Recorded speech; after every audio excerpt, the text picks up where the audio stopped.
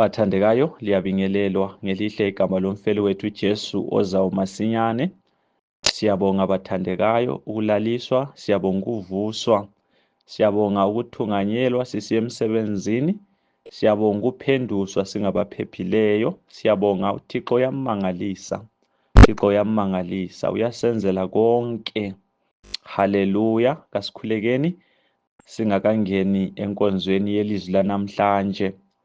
Baba oyingcwele, Baba osithandayo, siyabonga. Uyamangalisa Jesu, akekho ofanana lawe. Wena uyasilalisa, usivuse, usenzele konke sengathi singabantu abalungileyo. Wena usazi ukuthi sawela esonweni, sakuhlamukela, siyizitha zakho. Kodwa Nkosi othandekayo, ngenxa yekaJesu uyasenzela konke ngenxa yecebo losindiso. Umhlaba wabunjelwa phezu kwalo, umhlaba wadalelwa phezu kwalo. Baba oyingcwele, siyabonga. Sizafunda elizwini lakho kwabhala umoya ongcwele. Sicela usitolikele imfihlakalo yokusindiswa kwethu ensukwini zokucina, sibambe, sikholwe, sisindiseke. Umusa ungakavalwa, wena ungakasho ukuthi kuphelile. Nkosi othandekayo, ekugcineni kwanale inkonzo zancenga abafowethu, zancenga odadewethu. Vuma lona lelizwi lidala umahluko enhliziyweni zomuntu ozalizwa. Nkosi othandekayo, sisebenze ngamandla evangeli. Abantu engikhuleka bengilalele, abanye bayagula. Wena Nkosi, you are the great physician, you never lost a case. Babelethwa kuwe bonke abagulayo, akula lo yedwa embalini yomhlaba owalethwa kuwe wabuyela endlini yakhe efanana. Wena Nkosi othandekayo, ababelethwa kuwe wawubasilisa, abelethwa kuwe wawubasindisa. Lamanje Nkosi lokhu ufanana, wena kawudevelophi, kawuguquki, kawula fashion, izinto zakho zonke ziyafanana. Waziqeda mzwana uqalisa. Siyabonga Nkosi othandekayo. Thinta imithambo ebuhlungu kwabagulayo, banikeze impilo ngoba wena uyimpilo. Nkosi othandekayo, abanye njalo bathwele nzima kulezimo abangeke basitshele zona thina abantu ngoba kabasithembi. Kodwa siziletha ngakuwe lezo zimo ngoba wena uyanaka, uyazazi njalo inhlupho zethu. Finyelela Nkosi othandekayo lapho ngekho right khona, lungisisa izimilo zethu. Okunye ungasoze Nkosi othandekayo kulungisise, vuma usinikeze amandla sihambe phakathi kwakho uze uyefika wena oyisimakade. Baba oyingcwele, abanye njalo bashiwe izihlobo, kubuhlungu kuchiwa ngalabo esibathandayo. Nkosi othandekayo, duduza, wena ulithemba lethu. Sinikeze Nkosi othandekayo lelo themba lokubonakala kwakho lifithizele enhliziyweni zethu. Nkosi othandekayo, siyabonga ukusizwa, siyabonga ukusiphendula ngoba wathi sicele loba yini njalo uyasizwa. Wathi sicele ngokukholwa, siyakholwa Nkosi. Akube kithi njengokwesithembiso sakho. Ngenxa kaJesu ozayo masinyane, ngiyakhuleka. Amen. Siyabonga bathandekayo. Singaphansi kwetheme ethi yona Christ our righteousness, uKristu ukulunga kwethu. Namhlanje siku-Romans chapter 8, sizafunda uverse 4 sisiya kugcina ku-13. Kasiyifundeni. Verse 4 ikhuluma ke ngempilo kamoya. Ikhuluma ngempilo kamoya. Ithi yona ukuze izimiso ezilungileyo zomthetho zipheleliswe kithi, thina esingaphili ngokwemvelo yesono kodwa ngokomoya. Verse 5 labo abaphila ngokwemvelo yesono, ingqondo zabo zigxile kulokho okufiswa yimvelo, kodwa labo abaphila ngokwakomoya, ingqondo zabo zigxile kulokho okufiswa ngumoya. Verse 6 ingqondo yomuntu olesono yikufa, kodwa ingqondo ebuswa ngumoya yikuphila lokuthula. Verse 7 ingqondo imvelo yesono, ingqondo imvelo yesono iyamzonda uNkulunkulu, kayiwuvumi umthetho kaNkulunkulu njalo ayingeke yenze njalo. Verse 8 labo ababuswa imvelo yesono abangeke bamthokozisa uNkulunkulu. Verse 9 kodwa lina kalibuswa imvelo yesono kodwa ngumoya, nxa umoya kaNkulunkulu ehlala kini, njalo nxa umuntu engelawo umoya kaKristu kayisuye kaKristu. Verse 10 kodwa nxa uKristu ekini, umzimba wenu ufile ngenxa yesono, kodwa umoya wenu uyaphila ngenxa yokulunga. Verse 11 njalo nxa umoya walowo wavusa uKristu kwabafileyo ehlala kini, yena owavusa uKristu kwabafileyo imizimba yenu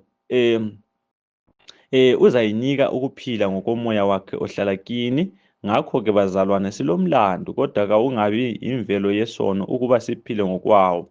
Verse 13, ngoba nxa liphila ngokwemvelo yesono lizakufa, kodwa nxa kungomoya libulala izenzo ezimbi zomzimba lizaphila. Haleluya! Inkosi kayibusise ukufunda kwelizwi layo. Haleluya! Uzamangala ukuthi sasuka ku-chapter 1 encwadini kaRomans kuze kuzofika ku-chapter 8 uPawulu ubengakakhulumi lutho mayelana lomoya ongcwele. Kayisikho ukuthi umoya ongcwele akabalulekanga, uyezwa yini? uPawulu uyawazi kahle umsebenzi kamoya ongcwele njalo uyayazi kuhle indawo kamoya ongcwele. Uzakhumbula sadlula ku-chapter 1 uPawulu eziveze ebandleni laseRoma. Nxa uPawulu esezivezile abesekukhuluma injongo yokuthi wayebhala incwadi kaRomans. Nxa esekhulumile isizathu sakhe sokubhala incwadi kaRomans, into yokuqala uPawulu aqala ukukhuluma ngayo, uqala ngohlupho lomuntu, uhlupho lwesono. Ungafunda usuka la kuRomans chapter 1 verse 18 uze uyefika kuRomans chapter 3 verse 20, uPawulu ukhuluma ngobubi bomuntu. Uyasitshela ukuthi sonke madoda sibabi, amaJuda labezizwe. Ngakutshela ngathi mina isizathu esenza uPawuli aqale ngokukhuluma ngobubi bomuntu yikuthi ufuna ukubulala konke ukuzethemba emuntwini, ukuze sibone ukuthi sibabi madoda, akulanto enhle ngathi. Phela madoda bazalwane, akunikeza umuntu umuthi ungaqalanga wembula uhlupho olukuye oluyilo oludinga ukwelatshwa. Uyayizwa yini indaba la? Awungeke unikeze umuthi ungaqalanga wembula uhlupho oluyilo oludinga umuthi. You don't give a remedy before you diagnose the problem. You don't give the sin remedy before you diagnose the sin problem. So ivangeli yi-solution, isono yi-problem. Therefore, ukuze umuntu amukele ivangeli eliyilo eliyi-solution, kumele umuntu aqale azwisise ukuthi ule problem edinga ukulungiswa. Uyayizwa yini indaba la? Yikho ngikwambulela ukuthi khona wazi ukuthi wena umubi, wena ungowesono, ngakini kusesonweni, udinga ukulungisiswa, udinga ukusindiswa. So ivangeli yilo lisindisayo, uJesu nguye osindisayo. Haleluya! Nxa uPawulu esevezile uhlupho lomuntu abeseveza ivangeli elilungisa umuntu olohlupho, nxa esambula ivangeli uPawulu uthi yena ivangeli yikulunga kukaNkulunkulu kuJesu, abantu basindiswa yikulunga okuvela kuNkulunkulu. Then nxa efika ku-chapter 4 uPawulu usedefend ivangeli ediliza inkolelo yesiJuda. AmaJuda babefundisene batshelana ukuthi umuntu usindiswa ngemisebenzi yakhe, umuntu uyasindiswa ngokusoka, umuntu uyasindiswa ngokugcina umthetho. So uPawulu nxa efika ku-chapter 4 wayedefend ivangeli ediliza konke okwakukholwa ngamaJuda ukuthi hayi madoda kasisindiswa ngokugcina umthetho, hayi madoda kasisindiswa ngokusokwa, hayi madoda kasisindiswa ngemisebenzi, kodwa sisindiswa yikulunga okuvela kuNkulunkulu. Haleluya! So uPawulu uyabatshela ukuthi ivangeli yikulunga kukaNkulunkulu. Konke okumayelana losindiso yingxenye kaNkulunkulu yedwa, wakwenza kwaphelele yedwa. Formula yevangeli ngu-not I but Christ, hatshi mina kodwa uKristu. Ithemba lesoni madoda, ithemba lesoni, ithemba lami lawe lisekwamukeleni ukulunga kukaNkulunkulu. Uyezwa yini? Ithemba lami, ithemba lakho lisekuthini mina lawe samukele ukulunga kukaNkulunkulu. Then uPaul nxa esekwenzile konke lokho, nxa esekhulumile ngobubi bomuntu, wakhuluma ngokuthi umuntu omubi ulungise kanjani. Manje lapha esesikhona kuRomans chapter 8 uPaul usekhuluma ngomsebenzi kamoya ongcwele ecebeni losindiso. Haleluya! Ukhuluma ngomsebenzi kamoya ongcwele emuntwini osindisiweyo. Ukhuluma ngomsebenzi kamoya ongcwele emuntwini owamukela usindiso. Ukhuluma ngomsebenzi kamoya ongcwele emuntwini okholwayo. Uyezwa yini? Haleluya! Uyayizwa yini indaba la? uNkulunkulu wabuya lecebo waligcwalisa endodaneni yakhe uJesu. Then umoya ongcwele umsebenzi wakhe uyikuveza lokho osekwenzekile. Leyizwa yini indaba la? uNkulunkulu ubaba waplana icebo losindiso. uJesu nguye umsindisi walo. uJesu nguye umsindisi wakhona, nguye osindisayo, nguye owaplanwayo. Uyezwa? uMoya oNgcwele ke umsebenzi wakhe uyaveza lokho, uyezwa, okwaplanwayo kwagcwaliswa kuJesu. Umsebenzi kaMoya oNgcwele kayisikho ukusindisa umuntu, kodwa umsebenzi kaMoya oNgcwele uyaveza ukuthi usindiso selukhona. Uyezwa yini? Ya, zwana la, okwakuqala uMoya oNgcwele uyasikhomba kuJesu lona lodwa ithemba lethu endabeni yosindiso. Ya, ungahamba uyefunda iBhayibheli yakho kuJohn 16 verse ngelika-8. iBhayibheli ithi yona lapho efika uMoya oNgcwele phela uzatshengisa umhlaba ukuthi ulahlekile ngesono, ngokulunga la ngokwahlulelwa. Uyayizwa yini indaba la? Ya, iBhayibheli lithi lapho efika uMoya oNgcwele uzatshengisa umhlaba ukuthi ulahlekile, 1, ngesono, ngokulunga la ngokwahlulelwa.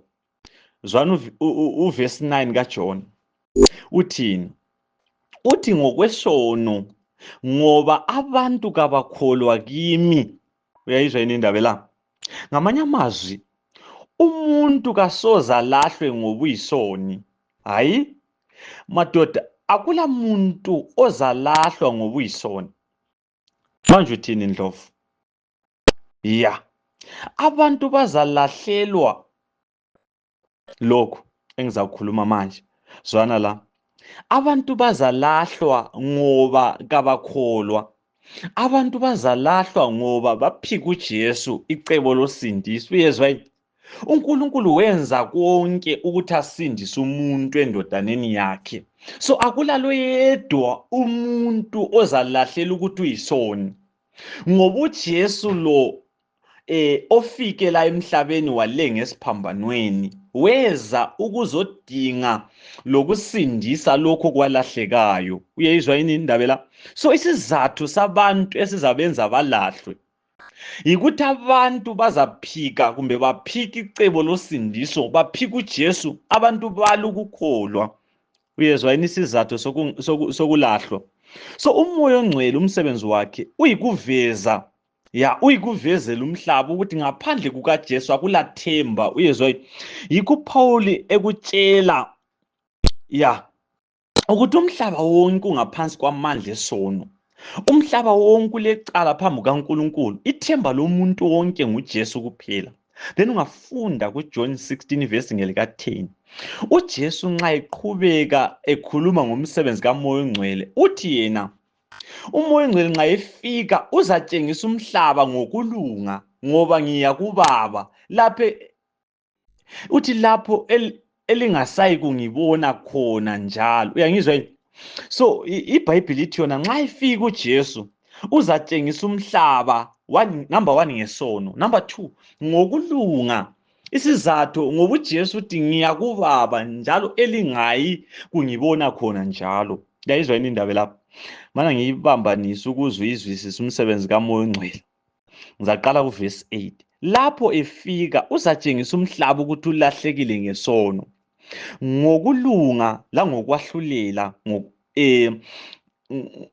Isizathu futhi uthi ngokwesono ngoba abantu kabakholwa kimi. Right? Ngesakuqala, ngokulunga ngoba ngiya kuBaba lapho elingasayi kungibona khona njalo. Mathutha abazalwane, liyayizwa yini indaba lapha? Ngamanye amazwi uJesu uthi yena uNkulunkulu wathuma indodana yakhe emhlabeni ukulungisela umhlaba wonke ukulunga okusindisayo. Okutsho ukuthi nxa leyo ndodana ebithunyiwe seyibuyele kuBaba koyithumileyo, kutsho ukuthi umsebenzi wakhe wokusindisa uluntu abewulandile sewuphelelisiwe. Haleluya! Funa lilalele la, ngiyaphinda le nkulumo. Ya, ngithi mina uNkulunkulu wathuma indodana yakhe emhlabeni ukulungisela umhlaba ukulunga okusindisayo.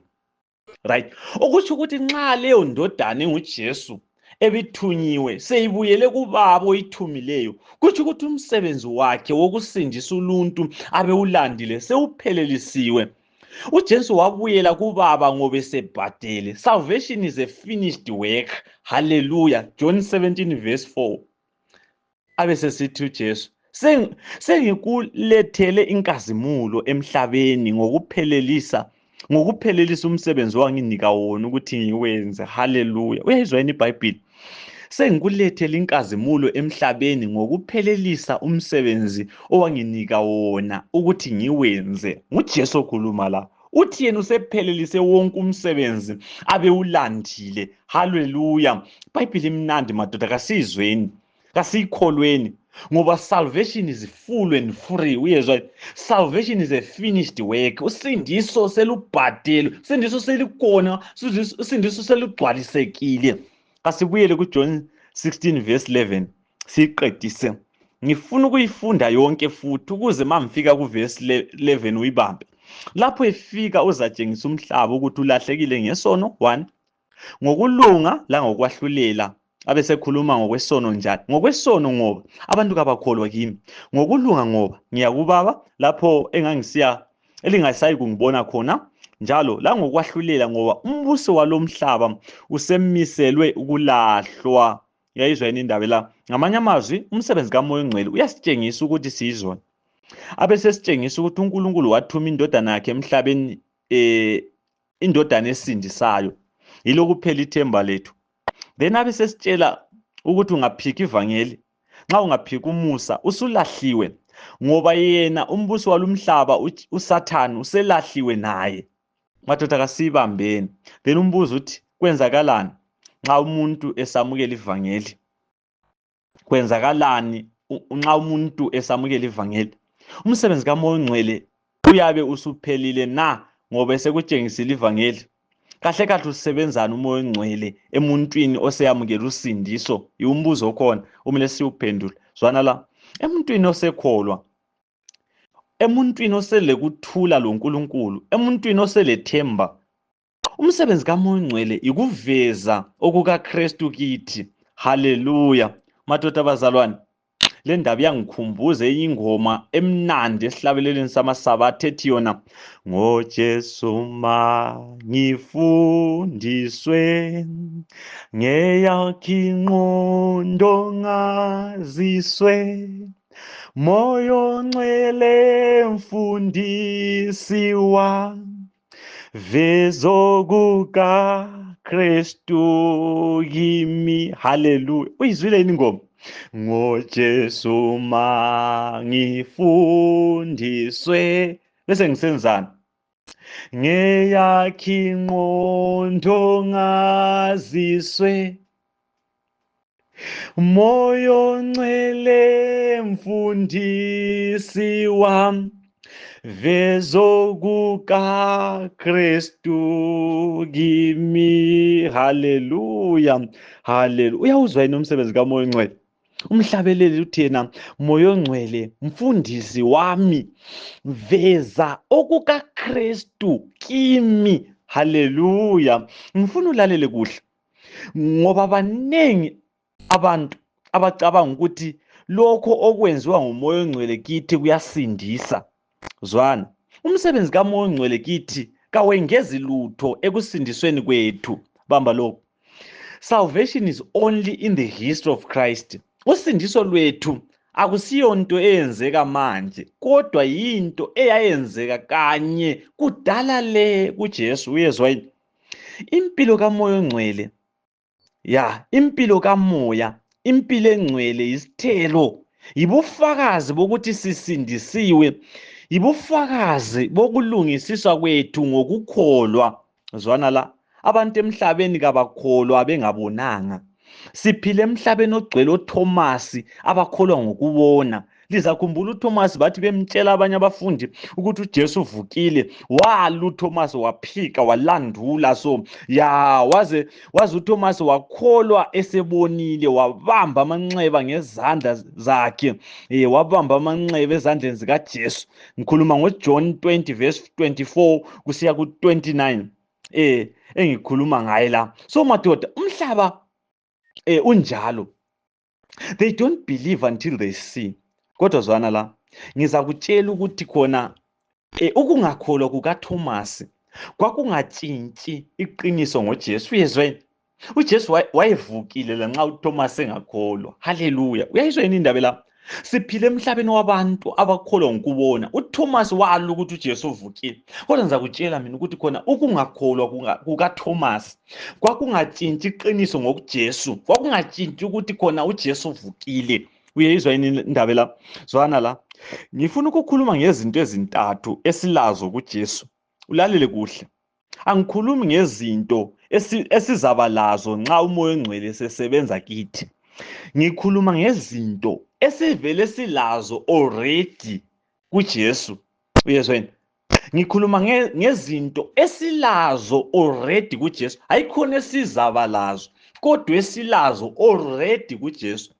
Yeah, number 1. kuJesu sile perfect character. Isimilo esipheleleyo. Madoda siphelele kuJesu ekwenzeni. Number 2. Okwesibili.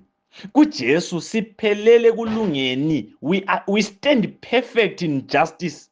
Uyezwa yini? We stand perfect in justice in Christ. Akusekho kulahlwa kwaba kuKristu Jesu. Why?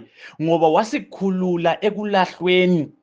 Sonke isono owasenzayo, losenzayo, lozasenza kuze kube sekufeni zabhadalelwa nguJesu esiphambanweni. So uJesu esife esiphambanweni wasithethelela izono esazenzayo, lesizenzayo, lesizazenza, past, present and future sins zabhadalelwa zonke kuJesu.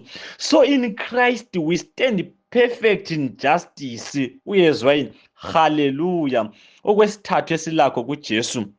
kuJesu siphelele emvelweni yethu. Why? Ngoba uJesu walahla umlayo wesono lokufa emzimbeni yethu. Imvelo yethu yelesono yabethelwe esiphambanweni. Hallelujah. Hallelujah. So madoda, la ku Romans chapter 4 ivesi ngelika 13, 4 verse, Romans chapter 8 verse 4 to 13, uPaul ukhuluma ngempilo kamoya, kumbe ngithi impilo ethunganyelwa uNkulunkulu ngomoya ongcwele. Impilo yomKristu is a spirit led life. Impilo ethunganyelwa ngumoya. Hallelujah. Kasifunde namavesi lawa. Romans 8 verse 4. Ya ngike ngafunda sengiwahlephu nambijana. Uyezwa yini? Sengihlephu nambijana. Singakafundi ngifuna ukubambe lokho. Uyabona uverse 4 ikuqhubeka kuka verse 3, i-continuation ka verse 3.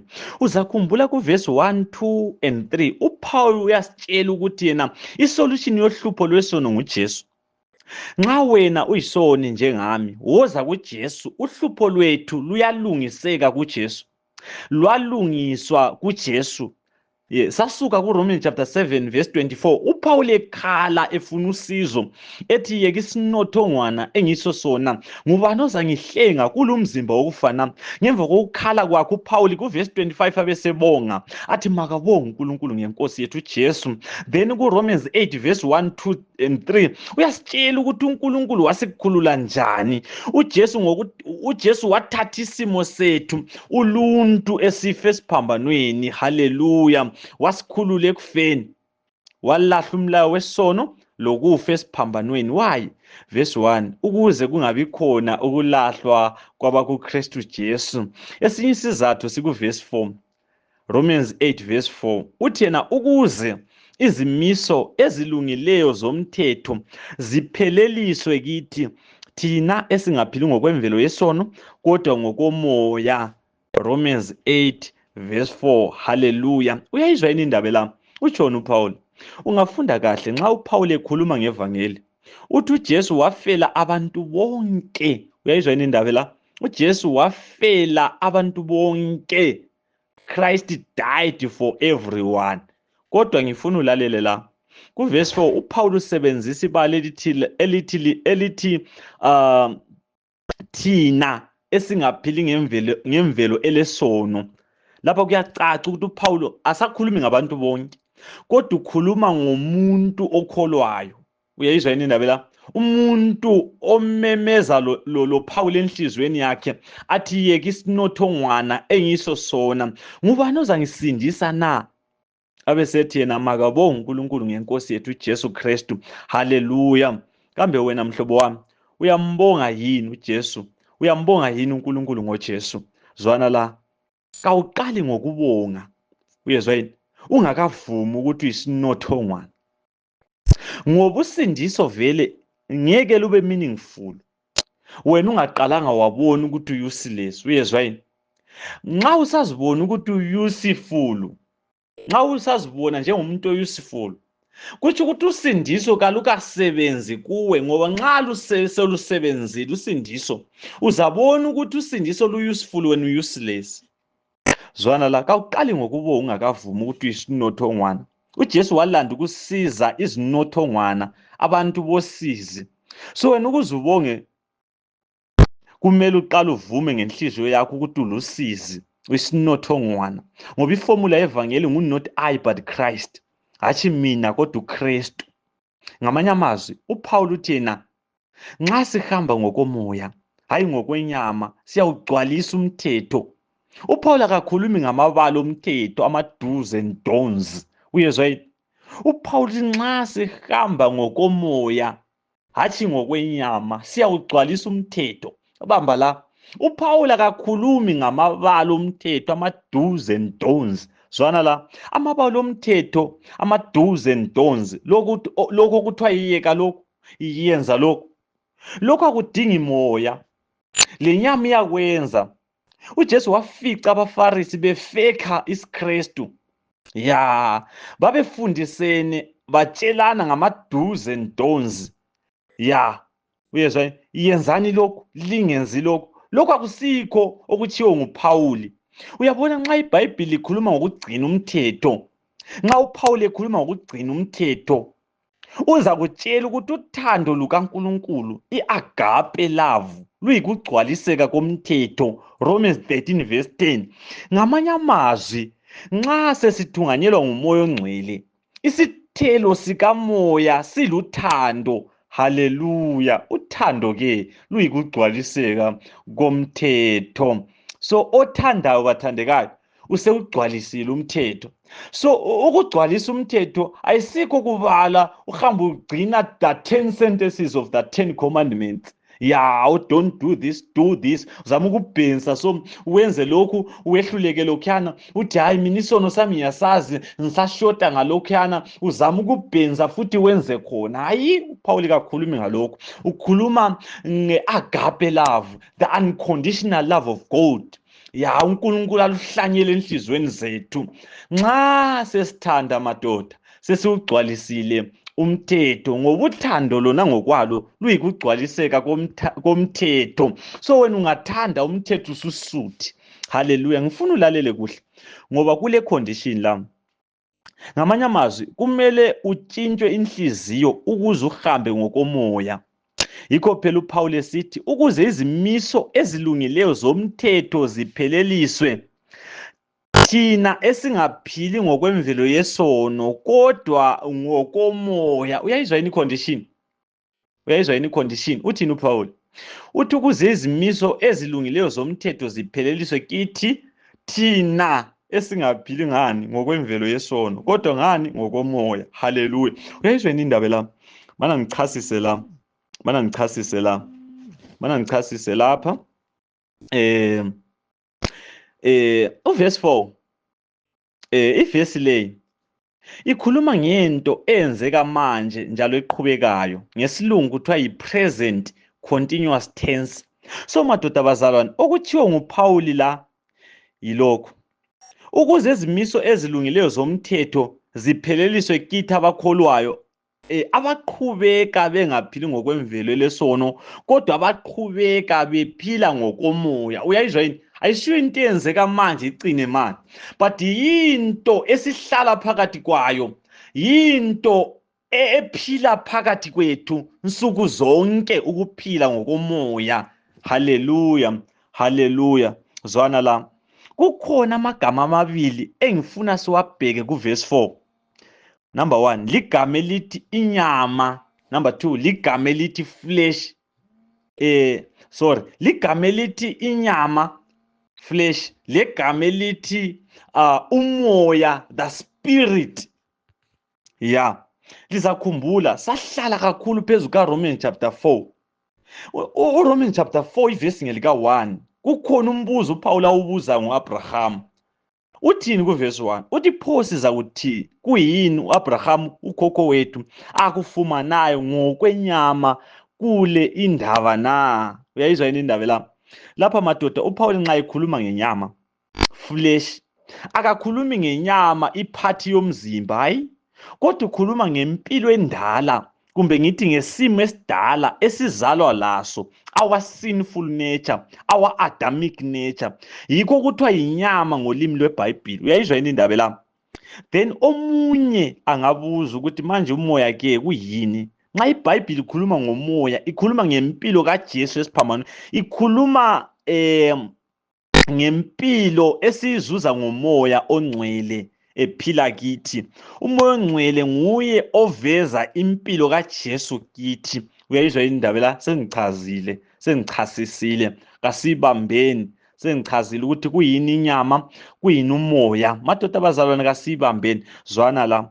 Uyabona thina abakholwayo silempilo eziwu-2, ezimbili, okusenza sehluke labangakholwayo. Umuntu ongakholwayo ulempilo eyodwa, okuyisimo esidala, isimo esidala esikwaziyo esikwazi ukona kuphela. Uyezwa yini? Isimo esidala madoda, into esiyaziyo yikona. Wena mawusemvelweni endala, isabelo sakho yikona kuphela. Uyezwa yini? Isimo esidala siyawona. Lanxa isimo esidala sizama ukwenza kahle, into esiyiproducayo ekuzameni kwaso ukwenza kahle yi-self righteousness. Uyezwa yini? Umuntu ongakholwayo uyakwanisa ukuzikhandela ukulunga okufuqwa ngumina. Uyezwa yini?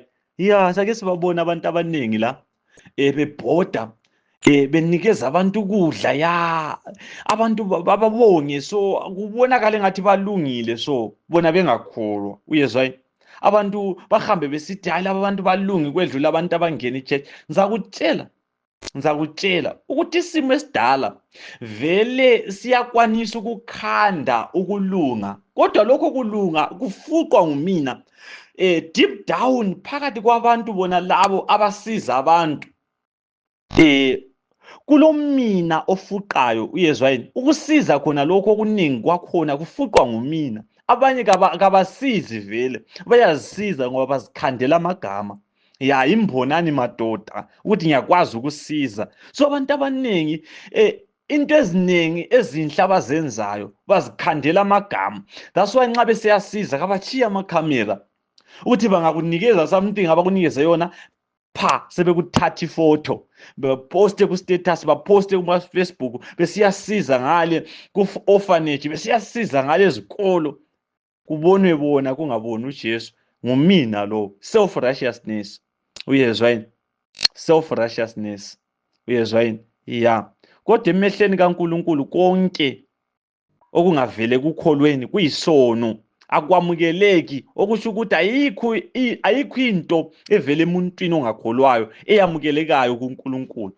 Isaiah 64 verse 6 ithini iBhayibheli? Ithi sonke sesaba njengomuntu ongcolileyo, lemisebenzi yethu yokulunga yonke injengenjobo ezingcolileyo. Sonke siyabuna njengamahlamvu, njengomoya, izono zethu zisiphephulela khatshana. Nthanda la ukuthi khona sonke sesaba njengento engcolileyo, lemisebenzi yethu yonke yokulunga injengenjobo ezingcolileyo.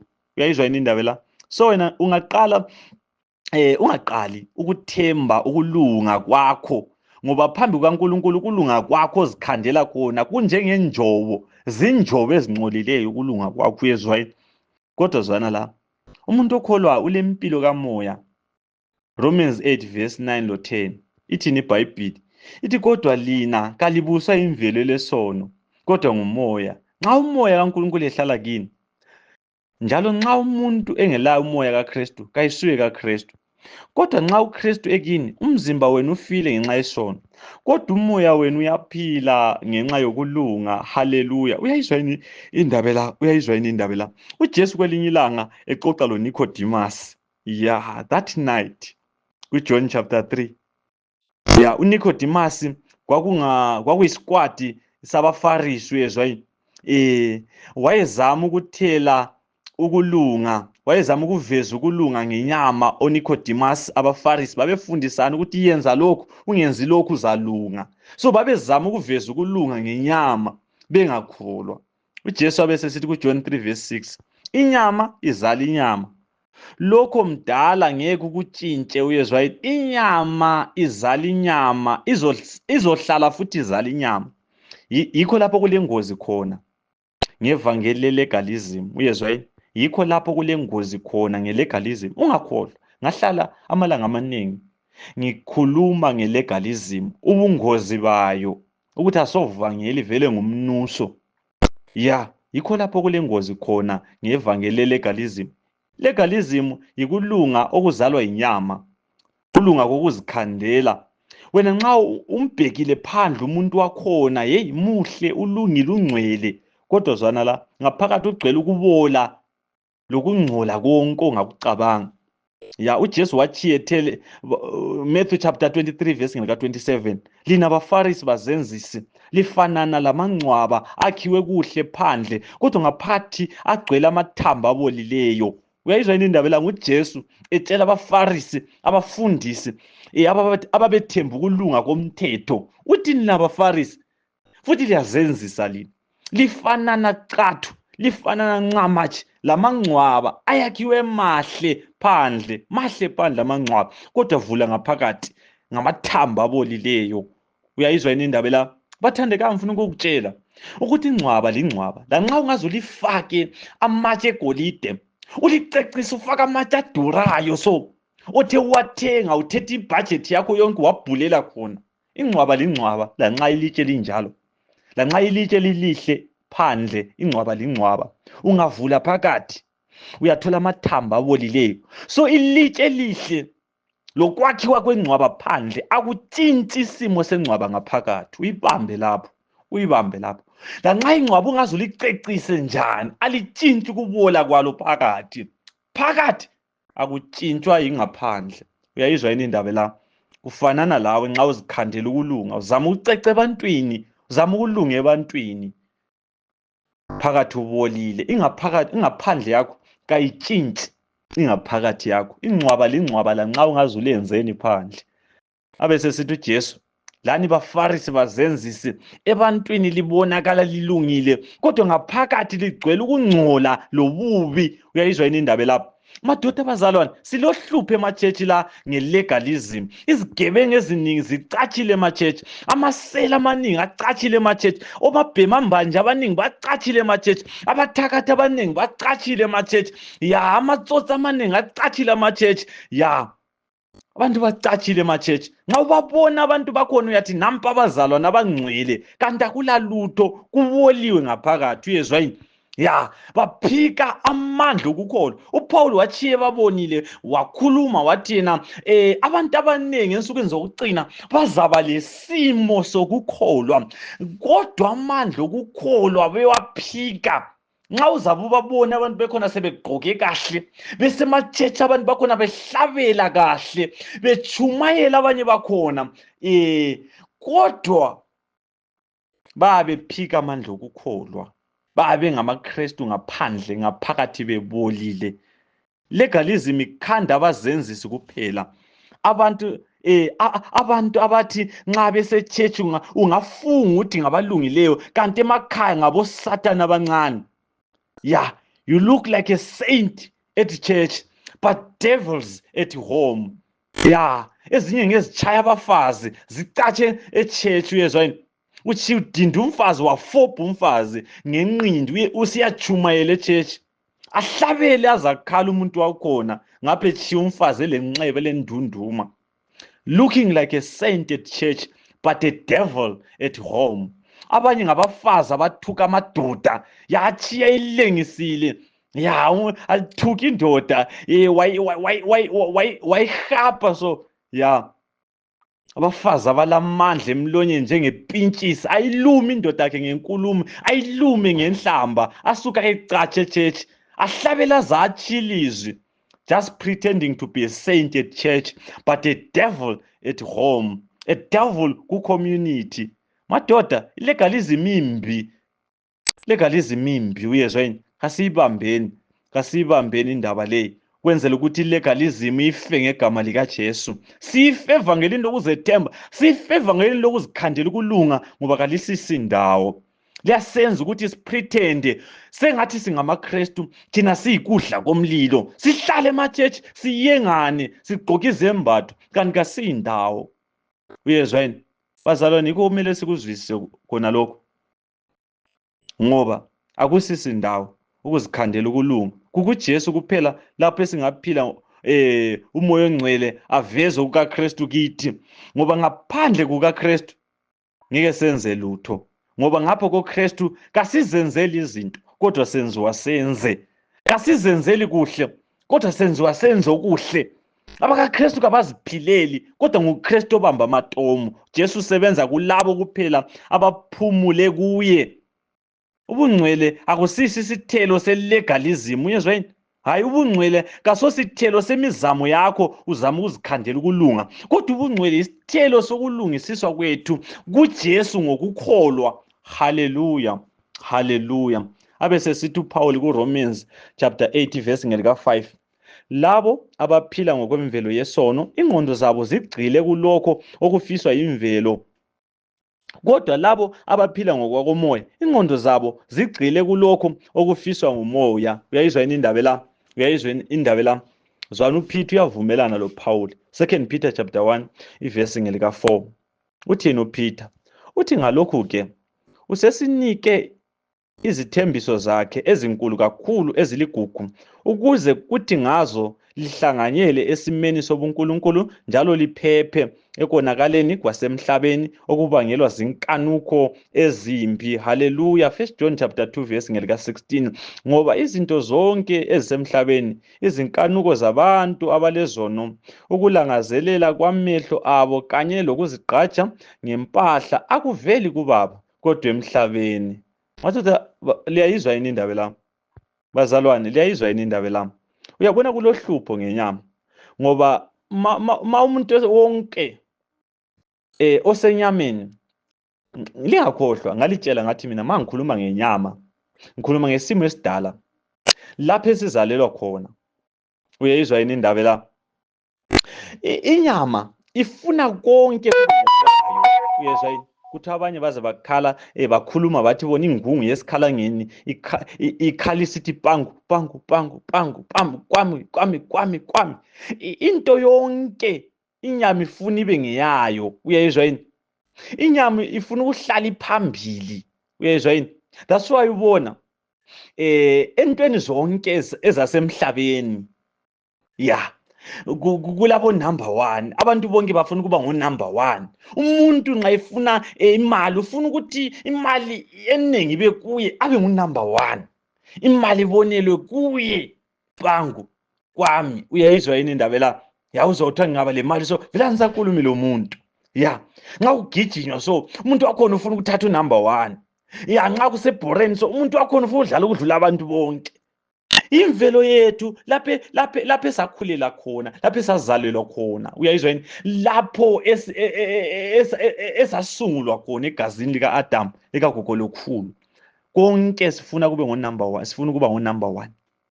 Uyayizwa? Yikho ivangeli labuya ngereverse. Uyayizwa yini? Ivangeli labuya ngereverse. Lalizodiliza konke okwenyama. uJesu enguNkulunkulu wazithulula, wazehlisa. Uyayizwa yini? Wathatha isimo senceko. Emhlabeni abantu bafuna ukuya phezulu, ozosindisa wabuye sehle siya phansi. Uyayizwa yini? Wakhuluma uJesu wathi nxa unxusiwe ungafika uhlale ezihlalweni eziphambili njengoba abantu bonke befuna ukuhlala phambili, wena hlala eback seat. uJesu wabuye wathi oziphakamisayo uzathotshiswa. Uyezwe? Omkhulu ecebeni losindiso ngomncane. Jesu ivangeli labuya ngereverse. Uyayizwa yini indaba la? Ngoba endabeni yesono ngapha kithi esonweni, kithi emvelweni endala, konke ngopangu, konke ngokwami, konke sifuna ukuba ngo number 1. So ivangeli labuya le reverse lathi abakhulu ngabancane, abaphakeme ngabazehlisayo. Haleluya. Libambeni madoda. Wonke umuntu emvelweni yakhe ufuna ukuba ngu-number 1. Akula muntu ofuna ukudlulwa ngomunye. Uyabona wonke ozelwe inyama, ubuswa inyama. Konke akukhanukayo ngokusuthisa inyama. Uyayizwa yini indaba la? Zwana ukuthi uPaul uthini ngabakholwayo abaphila ngokomoya. Philippians chapter 4 verse ngelika 8. Uthini uPaul? Uthi kokucina bazalwane, konke okuliqiniso, lokulesithunzi, lokulungileyo, lokuhlambulukileyo, lokuhle, lokubukekayo, nxa ulutho luluhle kakhulu loba lubongeka, cabangani ngezinto ezinjalo. Uyawuzwa yini umcabango womuntu osindisiweyo? Okokucina bazalwane, konke okuliqiniso, okulesithunzi, okulungileyo, okuhlambulukileyo, lokuhle, lokubukekayo, nxa ulutho luluhle kakhulu loba lubongeka, cabangani ngalezi zinto. Haleluya. Uyayizwa yini indaba la? Umbuzo uthi kuyini okwenzeka kuwe? Kuyini okwenzeka kuwe? Kuyini ohlela ukucabanga empilweni yakho? Abanye bacabanga ukubuthelela imali ibe nengi ukuze babe ngo-number 1. Abanye bacabanga ukushada, abantu babonele kuyo umshado odulayo. Abanye bacabanga uku-improve their standard of living, babe ngcono kulabanye abantu. Kahle kahle wena ucabangani? Unakana yini ngezinto ezinjalo? Umbuzo wami engilawo, kumbe uyanakana yini ngezinto zakoNkulunkulu? Zwana la, lokho okucabangayo yikho kukutshelayo ukuthi uhamba ngokwenyama kumbe uhamba ngokomoya. Zwanini madoda bazalwane, uPaul akasho ukuthi laba abahamba ngokwenyama balahliwe, hayi. Kodwa uPaul uthi umuntu ohamba ngokwenyama usengozini enkulu. Zwana la, Romans 8 verse ngelika 6. Uthini uPaul? Ingqondo yomuntu olesono yikufa, kodwa ingqondo ebuswa ngumoya iyikuphila lokuthula. Haleluya. Ngamanye amazwi, nxa uvumela ingqondo yakho ikulawule, nxa uvumela ukulawulwa inyama, nxa njalo unakana ngezinto zalumhlaba, uhamba ngokwenyama. Uma uhamba ngokwenyama, kwelinye ilanga kuza kuthungamelele ekufeni. Uyezwa yini? Ngamanye amazwi, ingqondo yomuntu olesono iyingozi. Yikho kuthiwa yi-carnal mind, yisikhali sikaSatane ingqondo yenyama. Uyezwa yini? Yiyo ayisebenzisayo ukukususa kuKristu. Ngokuthanda izinto zomhlaba, abanye bagcina bechiya ukukholwa. Abanye ngokuthanda imali, uqala ungasayi lasemthandazweni phakathi kweviki, uhlale ubona imali yakho ngathi kayeneli, so ngathi incane kakhulu, so ungathi hayi usudlule kakhulu ngabanye. Uqala ukulova ichurch, usiyadinga imali. Mbayimbayi uzobona ungasahambi total echurch. So uhamba ngokwenyama kuyakusuphuna kuJesu. Uyezwa yini? Abanye ngabathanda ibhola, banakana ngalo izikhathi zonke. Efonini kulezithombe zebhola, amavidiyo ngawebhola kuphela. Lanxa usechurch ucabanga ibhola lokubuza abazalwane ngelunch, echurch ukuthi yiphi ewinileyo. Phela mbone ngicine zidlala, yiphi ewinileyo. Mbona umfana lwana, uxoxa ngebhola lanxa usechurch. Abanye bayachiya le church emini esiyabukela ibhola. Zwana la, you are slipping away from Christ. Uyezwa yini? Uyachelela wena, uyasuka kuJesu. Uyezwa yini? Kancane kancane uyasuka kuKristu. Kumbe vela ukho awuzange wafika, awuzange wahlangana la uJesu. Uyezwa yini? Ngoba uJesu wachiye thena abaningi baza kuza kimi ngalolo suku, bathi Nkosi, kasichumayelanga yini ngebizo lakho, sakhupha amadimoni ngebizo lakho, sayenza lokho lalokho ngegama lakho. Nxa iphendula umnikazi wosindiso osindisayo, uthi khona ngiza kuthi kiwe, kangizange vele ngilazi. Ngamanye amazwi, wena awuzange wafika kimi, zange ngikubone ngaphansi kwesiphambano, ngizange ngakubona endabeni yosindiso, ngizange ngakubona endabeni yosindiso. So ungavumi ukujoyina ichurch ungafiki kuJesu. Uyezwa yini? Fika kuJesu akusindise, fika kuJesu akuphawule, fika kuJesu akuyenza ilunga lombuso. Ungabi busy echurch ngama-programs echurch la ubizwa ngezikhundla eziphezulu echurch, bona ngathi kuyasindisa khona, vela kubhadali. There is nothing like salvation by being a pastor or a bishop or a deacon or a gosa. Awungeke usindiswele lokho, akusindisi lokho. Uyezwa yini? Vela kusindiswe la position naleyo uyithungamela. Lanxa ule church wena wazikhandela yona, vele lokho akusindawo. Ngeke ubhadalele indaba yakho lokho. indaba ilungiseka kuphela ngokuba kuJesu. Uyayizwa yini indaba la? Uyayizwa yini indaba lapha? Wena nxa uqhubeka uhamba ngokwenyama ulandela umgwaqo ekufeni, uyezwa yini? Ya, nxa uloku uqhubeka ulandela inyama, ya ulandela ingqondo yakho lenkanuko zakho, uyazi ukuthi ulandela isitalada, umgwaqo, indlela ekufeni. Ngoba madoda abazalwane, inyama kayilali ilungelo lokuphila. Yikho kutshiwo liBhayibheli, indawo yenyama isesiphambanweni kuphela. Inyama kumele ife, inyama kumele ibethelwe. Galatians chapter 5 verse 24. Labo abangabakaKristu, uJesu sebayibethela esiphambanweni imvelo yabo yesono lokufutheka kwayo kanye lenkanuko. Uyayizwa yini iBhayibheli? Labo abangabakaKristu, uJesu sebayibethela esiphambanweni imvelo yabo yesono lokufutheka kwayo kanye lenkanuko zayo. Haleluya, madoda kasibambeni. Romans 8 verse 7. Ingqondo yimvelo yesono iyamzonda uNkulunkulu. Uyayizwa yini indaba la? Ingqondo yimvelo yesono iyamzonda uNkulunkulu. Kayuvumi umthetho kaNkulunkulu njalo ayingeke yenze njalo. Uyayizwa yini indaba lapha? Imvelo yethu elesono loNkulunkulu ongcwele akuhambisani, vela kuchayisana. Imvelo yethu lomthetho akuhlangani. Ngamanye amazwi, vela kwenzeka ukuthi thina ngokwemvelo siwugcine umthetho kaNkulunkulu. Vela kwenzeki madoda. Liyayizwa yini indaba lapha? Amabala omthetho ngawagcina mpela, kodwa nothi umoya womthetho. Uyezwa yini? Romans 8 verse ngelika 8. Laba ababuswa imvelo yesono abangeke bamthokozisa uNkulunkulu. Uyayizwa yini indaba la? Ya, abantu ngabathokozisa. Ya, abantu ngabathokozisa mpela, bathokoze ngawe.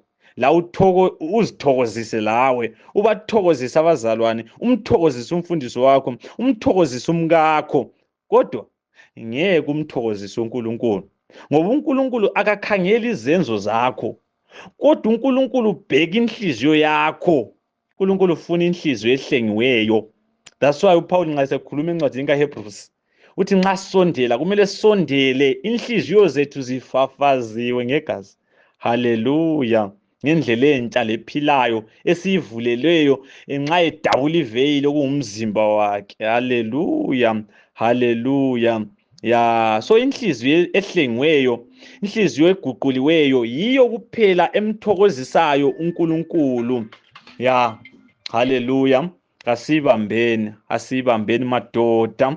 Verse 9 kaRomans chapter 8. Kodwa lina kalibuswa imvelo yesono, kodwa ngumoya. Nxa umoya kaNkulunkulu ehlala kini, njalo nxa umuntu engelayo umoya kaKristu, kayisuye kaKristu. Uyayizwa yini indaba lapha? Uyayizwa yini iBhayibheli?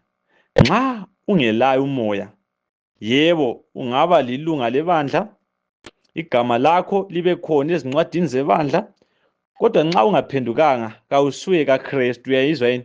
Romans 8 verse 10. Kodwa nxa uKristu ekini, umzimba wenu ufile ngenxa yesono, kodwa umoya wenu uyaphila ngenxa yokulunga. Haleluya. Ngamanye amazwi, nxa umoya phakathi kwenu, isimo senu esidala sabethelwa esiphambanweni, kodwa nxa kodwa umoya uyaphila ngenxa yokulunga. Verse 11. Njalo nxa umoya walowo owavusa uKristu kwabafileyo ehlala kini, yena owavusa uKristu kwabafileyo imizimba yenu efayo uzayinika ukuphila ngomoya wakhe ohlala kini.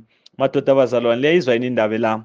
Ya, ukhona owanqoba ithuna lokufa, nguJesu umsindisi.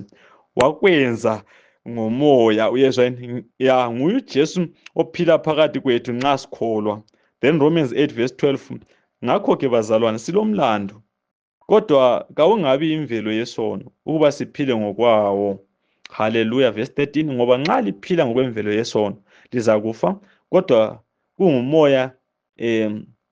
kungomoya libulala izenzo ezimbi zomzimba lizaphila. Haleluya. Madoda abazalwane, akusekho ukulahlwa kwabakuKristu Jesu. Ya, uJesu angasindisa isoni, akatsho kuJesu ukuthi lokhu ngizahlala ngikuphinda. Libambani la. uJesu angasindisa isoni, akatsho ukuthi wena soni sengusindisile, hamba uyophila kahle.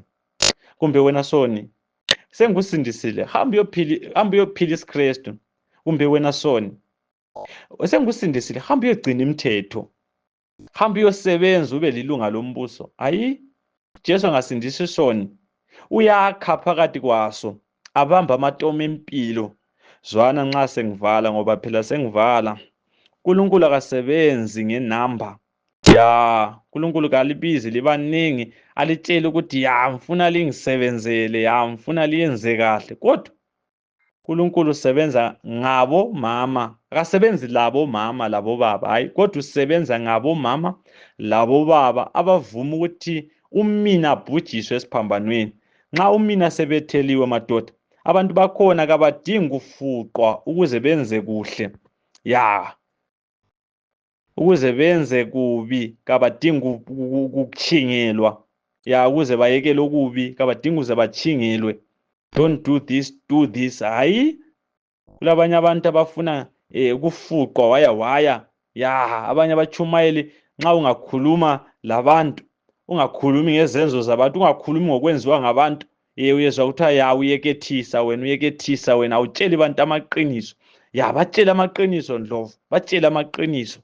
Ya, batshele lokho okumele bakwenze, batshele lokho ongamelanga bakwenze. Bantu, zwana la. Ngingakhuluma ngenze nginqe, uyezwa yini, ngibe manzi te. Kodwa nxa wena umoya engekho kuwe, kufana lokubetha idwala ngempama. Lanxa ngeze ngikuchingele ngize ngikhale, ya ngikhulume ngize ngikuthuke so. Liyezwa yini bathandekayo? Ngeke vele uphile impilo yesiKristu. Lanxa unganikezwa iminyaka leminyaka, million years, unikezwa amathuba wonke owadingayo ukuthi uphile isiKristu, ngeke usiphile isiKristu nxa ungatshintshwanga inhliziyo, nxa ungatshintshwanga ingqondo yakho. Kukhona umoya ofuna ukuphila kithi, umoya kaJesu, umoya kaKristu. Nguye ongamandla ethu okwenelisa, uyezwa yini, the enabling power that is available to us. Ya, wena soka ngikutshela ukuthi hamba uyolisa bazalwane. Ya, wena ngikunxusela kuJesu ngoba konke lokhu sikuthola kuJesu. Abanye baze bahlabela ingoma, ngiyabazwela abazalwane bami, baze bahlabela ingoma bathi bona ngiyasebenza insuku zonke, ngifuna ukulithola igama lami likhona, ngiyafisa ukulithola igama lami likhona. Funa ukutshela ukuthi igama lakho angeke ulithole ngokusebenza nzima. Hayi, noma ungaze usebenze ushandire, fala ukuthi kuthiwe kulomshandira, ya abasebenzileyo bayahola. Kuthi abasebenzileyo bayahola, wena ukuqonda lapho kusetshenzwa khona ungabhalisanga. Lanxa ungaze usebenze kudlula abanye, ginqe ya ube lamandla wenze khona lokho abanye abakwenzayo. Ya, kodwa nxa sewuholwa awusoze uthole lutho lanxa usebenzile. Kudlalisa isikhathi sakho, uyezwa yini? Ya, ngoba kuhola ababhalisileyo and ababhalisi ngokuyasebenza. La evangelini kasibhalisi ngokusebenza nzima, siginqe sithi usindiso luyasetshenzela, izulu liyasetshenzela kulalwa. Hayi, kuyalalwa madoda, kuyaphunyulwa koJesu, uyezwa yini? uJesu wasisebenzela waqeda. Lapha sibizele ukuzophumula. Igama lethu libhalwe encwadini yokuphila ngokukholwa, ngokwamukela ukulunga kukaJesu. Igama lakho liyarejistwa ezulwini, kalisuswa futhi kwenza kabi. As long as you remain under grace, you are safe. Ngoba uJesu wasenzela konke.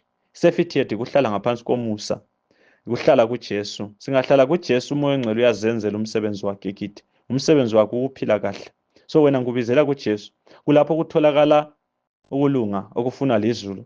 Kulapho umoya ongcwele asebenza khona. Haleluya. Ngiyakunxusa mfowethu, ngiyakunxusa dadewethu. Ungavumi ukuphila impilo engelathemba, ungavumi ukuzikhandela ukulunga. Ngiyakwazi abantu abaningi safundiswa nxa sasingena emachechi ukuthi yenza kahle, zama ukwenza kahle, lwisa uzosindiseka. Funa ukukutshela kulwisa lutho. uJesu nguye wazenzela umsebenzi wawuqeda. Konzo usindiso lwethu luphelele. Sisindiseka ngokwamukela uJesu ongcwele, Jesu opheleleyo. Uyezwa yini? Impilo leyo uJesu ayiphilayo, umoya ongcwele nguye okwazi ukuphila kahle, ephila kithi. Haleluya. Uyavuma yini uJesu? Uyafuna yini uJesu akuphilela impilo? Nxa uvuma siyathandaza. Baba oyingcwele siyabonga. Fihlakalo lokusindiswa kwethu seyambuliwe. Umsebenzi kaMoya Ongcwele ebantwini abakholwayo abamukela uJesu njengenkosi lomsindisi. Umoya Ongcwele kasindisi umuntu, kodwa umoya Ongcwele uyaveza lokho okusindisayo. Uyaveza ukuthi isindiso lethu luphelele kuJesu, abe seveza kukaKristu kithi. Siyabonga Nkosi. Fihlakalo yesiphambano siyambuliwe ukuze obhekayo asindiseke. Kukhona ukuphila nothi kusebenze not ekulwiseni, kodwa kukhona ukuphila ekubhekeni kodwa, ukuphila okuhle khona eCalvary. Vuma Nkosi wonke umuntu abheke esiphambanweni asindiseke. Ngenxa kaJesu siyakhuleka, amen.